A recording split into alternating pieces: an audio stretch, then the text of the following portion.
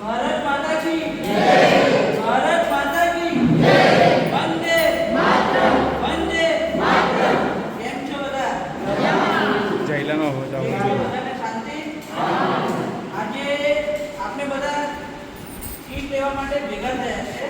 તો એકવાર જે હિમાંશુભાઈ ત્રિવેદી સ્વર્ગસ્ય છે તેઓની ઘરમાંથી રેખાબેન ત્રિવેદી દ્વારા આપણને કીટ વિતરણ થવા જઈ રહી છે.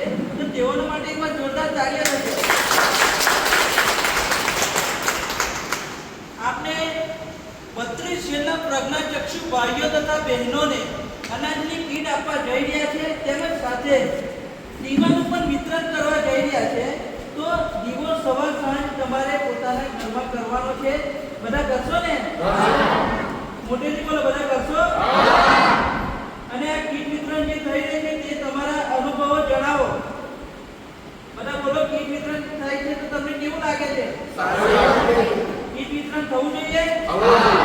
બધાને આનંદ થાય છે? કોઈને કઈ તકલીફ? બધા લોકો કીટથી સંતોષ છો? બધાને મજા આવે છે ને?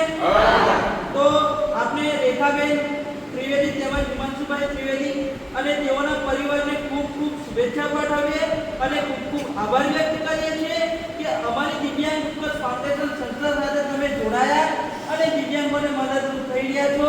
એ બદલ અમે તમારા હૃદયપૂર્વક આભાર વ્યક્ત કરીએ છીએ.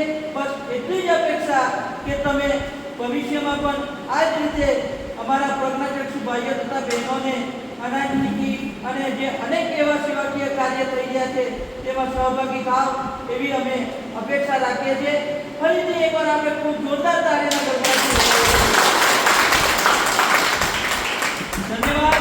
અને હવે એક એક કરીને કીટ લેવા માટે બધા લોકો લાઈનસર આવશે.